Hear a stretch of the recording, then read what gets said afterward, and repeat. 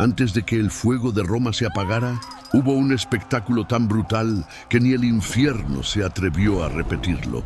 Donde es Cristo. El Coliseo romano tiembla. 50.000 personas gritan, ríen, aplauden. El sonido es como un trueno que no termina. En el centro, una mujer desnuda está encadenada a una estructura de madera. Su cuerpo tiembla. El aire huele a hierro caliente y a miedo. De pronto, abren una puerta. Un toro enorme entra en la arena. No lo sueltan para matarla. Lo sueltan para algo peor. Los guardias traen una figura mecánica con forma de vaca. Una máquina hecha de madera y bronce. Empujan a la mujer dentro de ella. La encierran. El público se levanta, el toro embiste. El rugido del animal se mezcla con los gritos. Los senadores se ríen.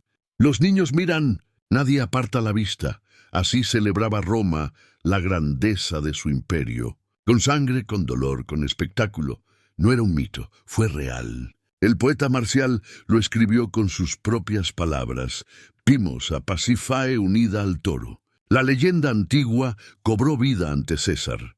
El imperio que construyó leyes, caminos y filosofía, también convirtió la violación pública en diversión familiar.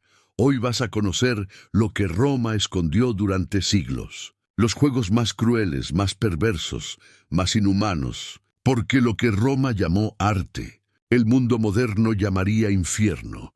¿Alguna vez te has preguntado por qué el público no se apartaba de esa escena? No era por crueldad, era por costumbre. En Roma, el dolor no era locura, era política, era control. El filósofo Séneca lo explicó con miedo en su voz. Vuelvo a casa más cruel, menos humano, porque he estado entre humanos. Cada grito enseñaba una lección. Cada muerte recordaba a todos quién tenía el poder. Y cada aplauso convertía al pueblo en cómplice. Cuando ves morir a un hombre y sonríes, aprendes a obedecer sin pensar. Ese era el verdadero propósito del espectáculo. Más de 400.000 personas murieron en las arenas del imperio. Una ciudad entera borrada por diversión. El emperador Tito celebró su gran inauguración con 100 días de juegos. 9.000 animales fueron sacrificados. Las gradas rugían. El poder se alimentaba de la sangre. Cada rugido, cada espada era una lección pública. Roma no solo gobernaba cuerpos, gobernaba emociones. Y el pueblo aplaudía, feliz de ser dominado. Pero todo esto no empezó en el Coliseo, empezó en un funeral. Y el primer sacrificio no fue por gloria, sino por los muertos. ¿De dónde nació la idea de matar por espectáculo? No en un palacio, sino en un funeral. De 164 a.C., 3 hijos quisieron honrar a su padre muerto. No con oraciones, sino con sangre. Tomaron a 6 esclavos. Los armaron y los obligaron a luchar hasta la muerte frente a la tumba. El polvo del foro se volvió rojo. El público gritó. La muerte se convirtió en ceremonia. Así nació el munus, el deber hacia los muertos. Pero los políticos vieron otra cosa. Vieron poder. Cuanto más cruel era el funeral, más fuerte parecía la familia. La sangre se volvió símbolo de estatus. Pronto los senadores competían entre sí. Más luchas, más aplausos, más votos. El pueblo celebraba, y Roma descubría un nuevo lenguaje. La violencia como propaganda. Los gladiadores empezaron a vestir como enemigos conquistados. Cada golpe recordaba una victoria pasada. Cada muerte, un mensaje grabado en arena. Las gradas de madera se convirtieron en piedra. Templos donde Roma demostraba su dominio absoluto, incluso sobre la muerte. Pero el imperio pronto entendió algo. La sangre humana no bastaba. Había un espectáculo aún más rentable. El dolor de los animales.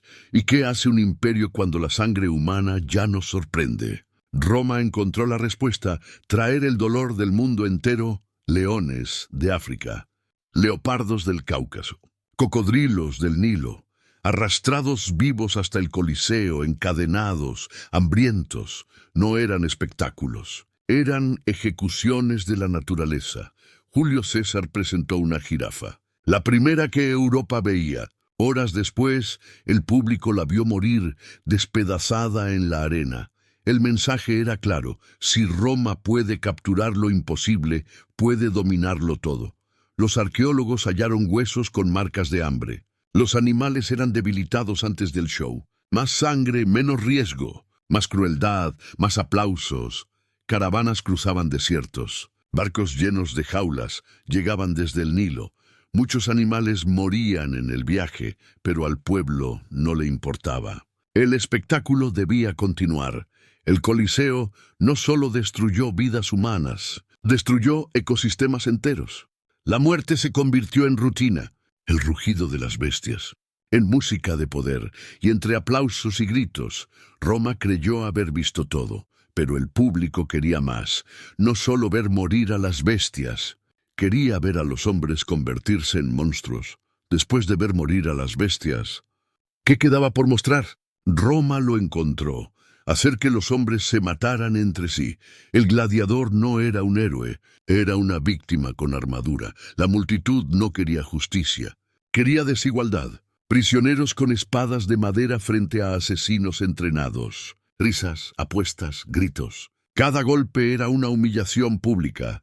El retiarius combatía con red y tridente, mientras su enemigo, con casco cerrado, apenas veía la luz. No era destreza. Era tortura organizada para entretener. Algunos luchaban ciegos, otros con cascos tan pesados que ni podían respirar. Las armas ya no eran defensa, eran castigo. Los gladiadores vestían como los pueblos vencidos. Su derrota repetía una sola idea: Roma siempre gana, y el público lo celebraba como si fuera una fiesta. El dolor ajeno se volvió costumbre, el miedo una lección. En cada combate, la arena aprendía a oler a carne, a sudor, a muerte. Y el pueblo aprendía a disfrutarlo, pero lo peor aún no había llegado.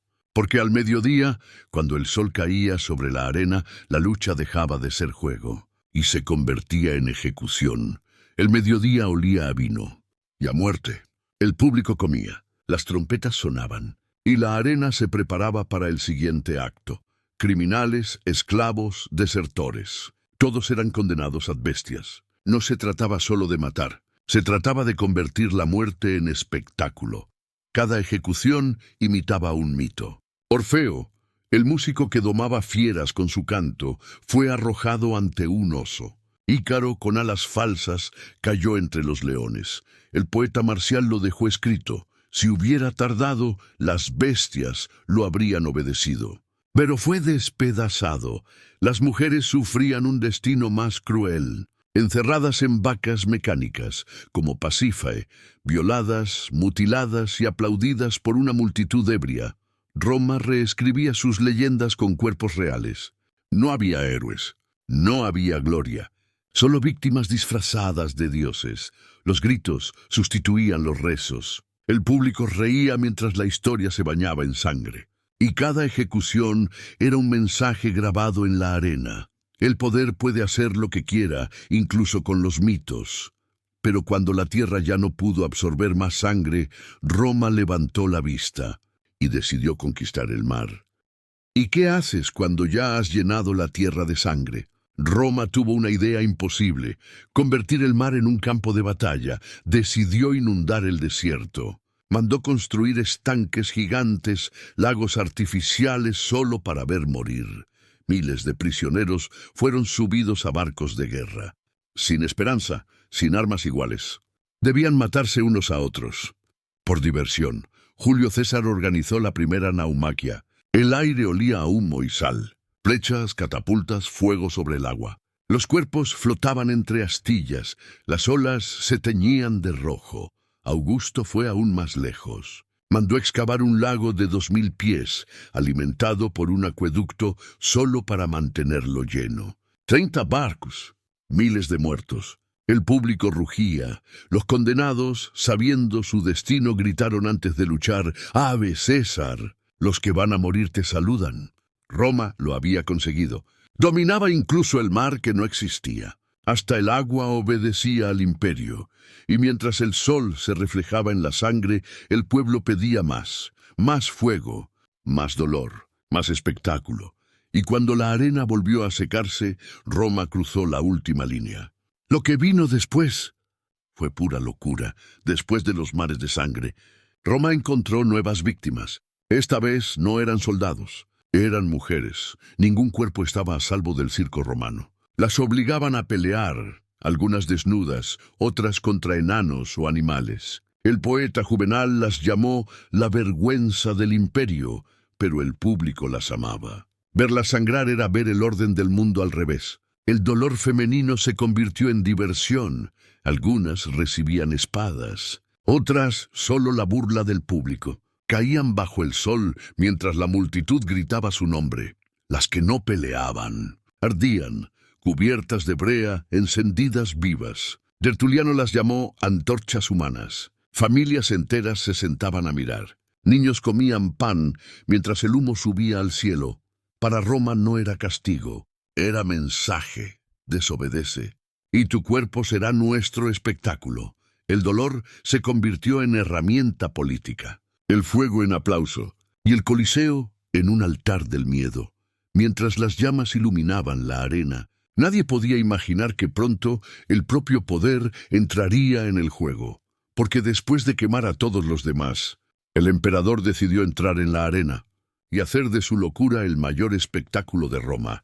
Después de quemar a todos los demás, ¿qué podía quedar por mostrar? El poder mismo decidió convertirse en espectáculo. Cómodo, hijo del emperador, quiso ser dios y gladiador. Entró en el Coliseo disfrazado de Hércules, envuelto en piel de león, con mirada de delirio. No buscaba gloria, buscaba adoración. Mató animales ya heridos. Luchó contra hombres que no podían defenderse. Cada combate era una farsa. Cada aplauso, una orden. El pueblo fingía entusiasmo. Los senadores temblaban.